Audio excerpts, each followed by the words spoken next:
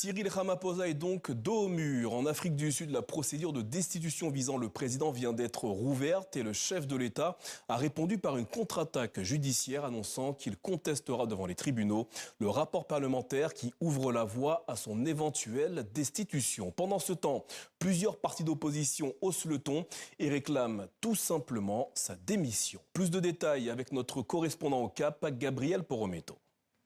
Le président sud-africain entend contester la procédure de destitution engagée contre lui par le Parlement. Cette décision intervient après un arrêt de la Cour constitutionnelle rendu vendredi. Les juges ont estimé qu'un vote du Parlement 2022 qui avait bloqué une première tentative de destitution était inconstitutionnel. Pour rappel, en 2022, Cyril Ramaphosa s'était retrouvé au cœur d'un scandale après des accusations portant sur la dissimulation du vol de plus d'un demi-million de dollars en espèces cachées dans un canapé dans sa ferme de Palapala, dans le nord-est du pays. Aujourd'hui, plusieurs partis d'opposition réclame toujours des explications sur cette affaire.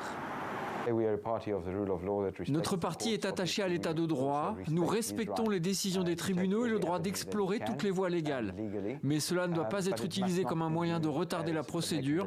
Je pense qu'il est important que le peuple sud-africain obtienne des réponses.